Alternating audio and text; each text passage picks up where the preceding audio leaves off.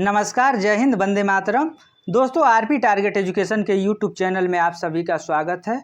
आज हम लोग देखेंगे बीएड फर्स्ट ईयर या सेकेंड सेमेस्टर। दोस्तों, आपका अगर बीएड फर्स्ट ईयर है या फिर सेकेंड सेमेस्टर में है तो आज का जो ये टॉपिक होगा, जो आज का विषय होगा, ये विषय है आपका शैक्षिक तकनीक एंड आईसीटी। तो दोस्तों, ये जो पेपर है आप अपने अकॉर्डिंग, अगर फर्स्ट ईयर में हैं तो आप अपने अकॉर्डिंग देख लेंगे और सेकेंड सेमेस्टर में जो बच्चे हैं वो अपने अकॉर्डिंग देख लेंगे कि ये जो शैक्षिक तकनीक एंड आईसीटी जो बुक है ये कौन सा सब्जेक्ट के कौन सा पेपर के अंतर्गत आता है। तो दोस्तों, इस पेपर के अंतर्गत जो आज हम लोग टॉपिक देखने वाले हैं, ये टॉपिक है सूचना एवं संप्रेषण तकनीकी। तो यहाँ पर आप लोग देख सकते हैं कि सूचना एवं संप्रेषण तकनीकी आईसीटी ये कितना महत्वपूर्ण है, क्योंकि जो आपका ये बुक है वो पूरा बुक का सार, अगर कहिए पूरा बुक अगर नहीं पढ़े हैं आप, केवल ये टॉपिक केवल आप पढ़ लेते हैं बढ़िया से, तो ये समझिए कि आप पूरे बुक को समझ जाते हैं। क्योंकि इस बुक में जो शैक्षिक तकनीकी है आईसीटी है, इसमें सूचना एवं संप्रेषण तकनीकी से संबंधित पूरी जानकारी हम लोग इस वीडियो में देखेंगे। तो सबसे पहले यहाँ पर हम लोग देखेंगे कि आईसीटी का फुल फॉर्म क्या होता है। हमारे बहुत ऐसे छात्र हैं जो कि अभी आईसीटी का फुल फॉर्म और इसका मतलब क्या होता है ये भी नहीं जानते हैं। तो अगर जो स्टूडेंट, जो बच्चे आईसीटी का फुल फॉर्म और इसका मतलब नहीं जानते हैं, ये समझिए कि वो अगर इसका मतलब और अर्थ जान जाते हैं केवल कि आईसीटी का मतलब क्या होता है, तो उनका 50% तैयार हो जाता है यहीं पर। तो आइए सबसे पहले हम लोग देखते हैं कि आईसीटी का फुल फॉर्म या information and communication technology. Information का मतलब क्या होता है? किसी चीज़ के बारे में इंफॉर्मेशन देना।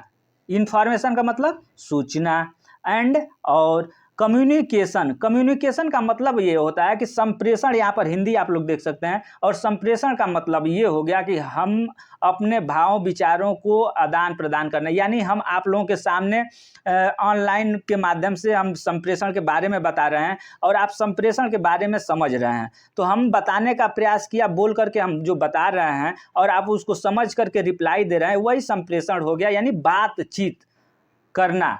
ठीक है, ये संप्रेषण हो गया। अब तकनीक का मतलब हो गया कि आप लोग तकनीकी, हर एक क्षेत्र में तकनीक का देखते हैं तो बहुत रोल हो गया। कृषि क्षेत्र में, शिक्षण क्षेत्र में, यानी हर एक देखा जाए मेडिकल क्षेत्र में, हर एक क्षेत्र में तकनीक बहुत डेवलप हो गया है और बहुत आगे तक देखा जाए तो इस विश्व में, बल्कि पूरे दुनिया में इस तकनीक का बहुत बड़ा रोल हो गया है।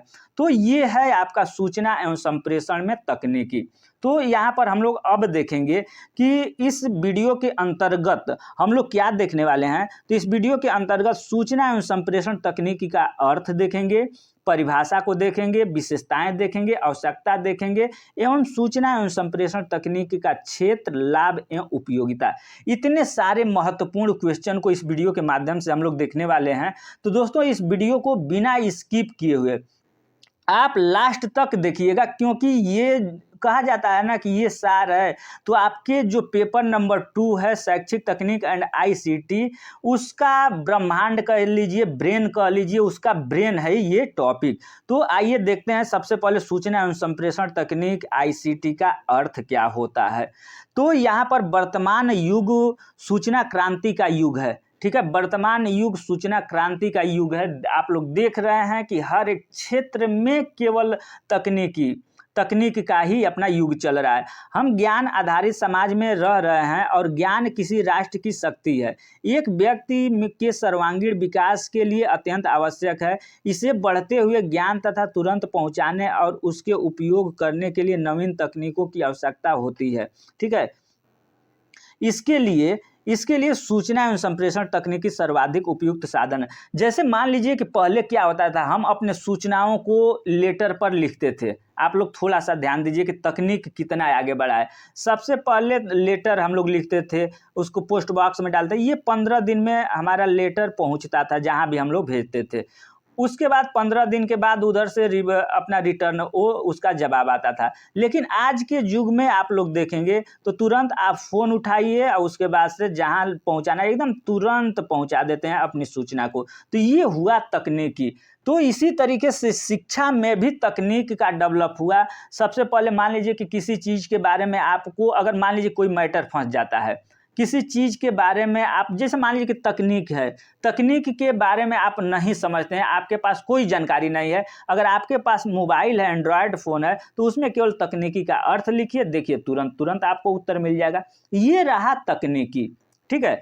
तो ये अब नेक्स्ट हम लोग पॉइंट देखेंगे कि सूचना संप्रेषण तकनीकी का अर्थ मनुष्य प्रत्यक्ष एवं अप्रत्यक्ष दोनों रूप से ज्ञान प्राप्त करता है। मनुष्य जो है वो प्रत्यक्ष रूप से और अप्रत्यक्ष रूप से दोनों रूप से ज्ञान प्राप्त करने का साधन है, जबकि किसी कारणवश कोई छात्र या विद्यार्थी प्रत्यक्ष रूप से ज्ञान प्राप्त नहीं कर सकता है, तब ऐसी स्थिति में वह अप्रत्यक्ष रूप से ज्ञान प्राप्त करते हैं। जैसे मान लीजिए कि क्लास में अगर क्लास चल रहा है, वहाँ कुछ बच्चे आप लोग खुद सोचिए कि जो बीएड कर रहे हैं और सेकेंड सेमेस्टर में हैं, तो आप क्लास नहीं ले रहे हैं या क्लास ले रहे हैं, तो जो बच्चे क्लास ले रहे हैं और क्लास में वो प्रत्यक्ष रूप से सिलेबस का अनुभव कर रहे हैं, उसको पढ़ रहे हैं, लेकिन आप लोग क्या कर रहे हैं, अप्रत्यक्ष रूप से उसको आप ऑनलाइन पढ़ रहे हैं, घर बुक से पढ़ रहे हैं, कुछ इस तरीके से पढ़ रहे हैं।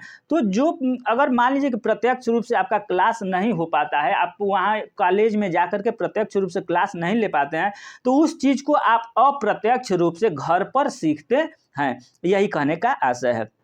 जैसे और देखिए यहाँ पर, जैसे किसी व्यक्ति से पूछकर ज्ञान हम कैसे कैसे प्राप्त करते हैं, कैसे कैसे ज्ञान हम लेते हैं, तो किसी व्यक्ति से पूछकर प्राप्त करना, किताबों से हम लोग ज्ञान प्राप्त करते हैं, पत्र से करते हैं, चित्र से, फोटोग्राफ, फिल्म, रेडियो, कंप्यूटर इत्यादि, ये सब ज्ञान प्राप्त करने के क्या हैं, साधन हैं, ठीक है। सूचना एवं संप्रेषण संबंधी कार्य को अधिक कुशल बनाने के लिए नवीन तकनीक अथवा विज्ञान की सहायता ली जाती है, इसलिए इसे सूचना संप्रेषण तकनीकी ICT कहा जाता है। इस टॉपिक को आप थोड़ा सा ध्यान दे दीजिए एक बार और इसको पढ़ लीजिए, देखिए, क्योंकि ये आपके लिए अगर कहा जाए तो ये सूचना एवं संप्रेषण संबंधी कार्य को, जो सूचना एवं संप्रेषण संबंधी जो आपका कार्य है, इसको अधिक कुशलता बनाने के लिए, इसको और आगे बढ़ाने के लिए, इसको और डेवलप करने के लिए हम लोग नवीन तकनीकी, नए तकनीक का अथवा विज्ञान की सहायता लेते हैं, क्योंकि विज्ञान ही खोज करता है। आप लोग देखे होंगे साइंटिस्ट जो होते हैं अलग अलग प्रकार के खोज निकालते हैं,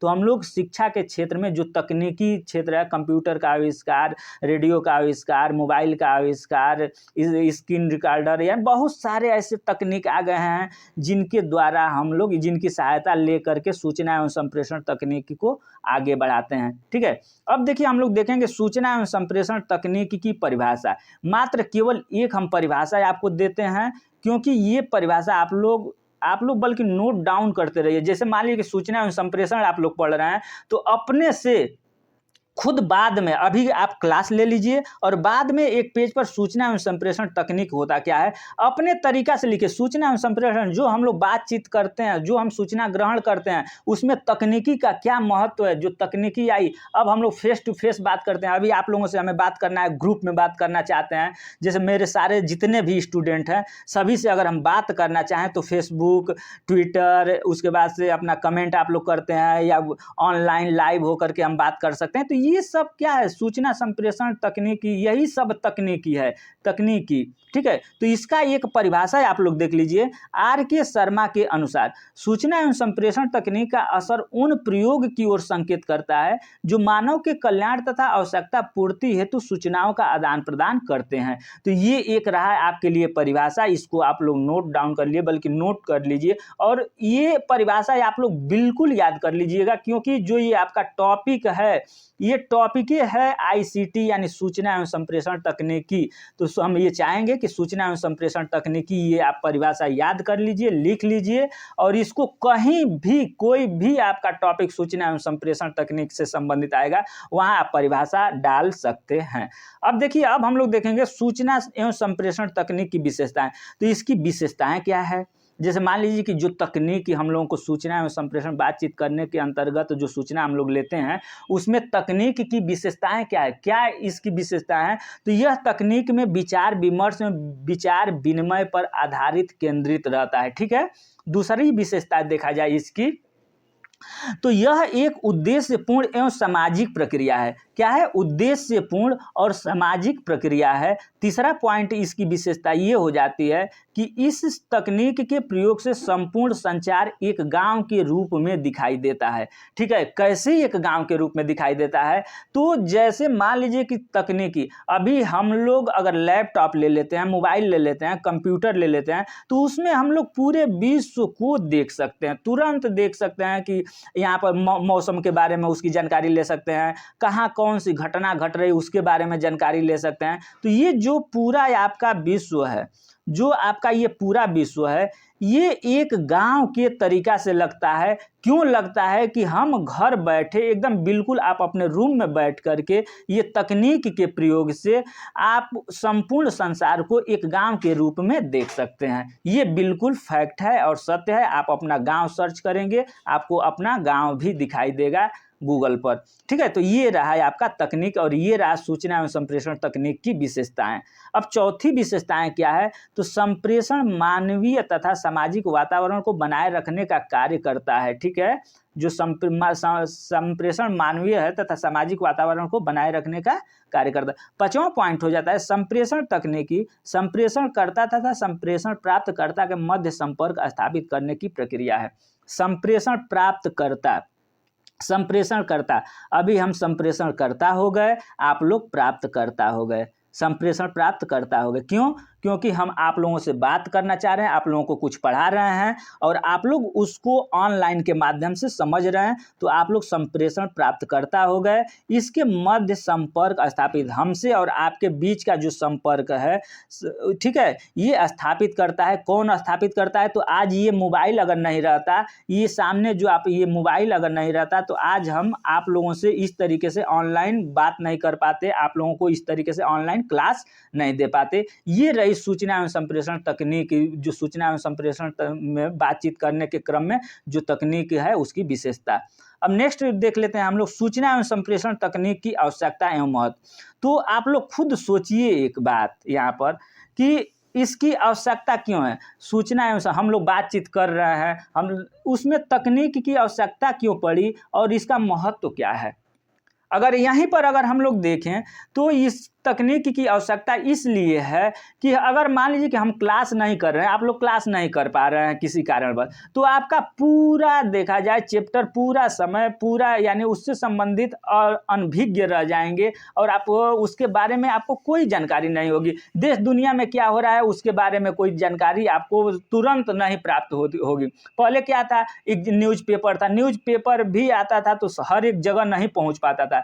लेकिन आज का जो तकनीकी हो गया है, ये तकनीक के युग से जन जन के पास कोई भी न्यूज होता है या कुछ भी होता है तुरंत पहुंचता है। ये सूचना एवं संप्रेषण में तकनीक जो उपलब्ध किया जाता है उसकी आवश्यकता है एवं महत्व है। लेकिन इसको पॉइंट के थ्रू हम लोग कुछ देख लेते हैं कि क्या चीज़ है। सूचना संप्रेषण तकनीक छात्र, शिक्षक एवं अन्य जन समुदाय के लिए बहुत महत्वपूर्ण है। क्यों महत्वपूर्ण है? तो पहला महत्वपूर्ण इसलिए है कि इसके माध्यम से वस्तुओं का लेन देन, ठीक है, जैसे मान लीजिए कि वस्तुओं का लेन देन, आप घर बैठे हैं और आप मुंबई से सामान मंगाना चाहते हैं, ठीक है, तो आप यहाँ से फ़ोन करेंगे और यहाँ ये फ़ोन रिसीव करेंगे और उसके बाद आपका सामान पार्सल कर देंगे। तो ये सूचना, हमने इनके पास सूचना भेजी, इन्होंने सूचना रूप में मेरा सामान सब पैक करके पार्सल करवा दिया और ये सामान मेरा कुछ दिन बाद मेरे घर आ गया, मेरे पास आ गया। तो ये हो गया सूचना एवं संप्रेषण तकनीक के महत्व। ठीक है, तो इसे यहाँ पर देखिए, वस्तुओं का लेन देन, संसाधनों की उपलब्धता, उपभोक्ताओं की आवश्यकता की पूर्ति आदि के संबंधित सूचनाओं का आदान प्रदान किया जा सकता है। ठीक है, नेक्स्ट देखा जाए अगर ये इसका महत्वपूर्ण योगदान, तो संप्रेषण तकनीक छात्रों की शिक्षण अधिगम प्रक्रिया में अधिक सक्रिय बनाती है। नेक्स्ट पॉइंट ये है, संप्रेषण विकास की महत्वपूर्ण साधन है। संप्रेषण विकास की महत्वपूर्ण साधन है।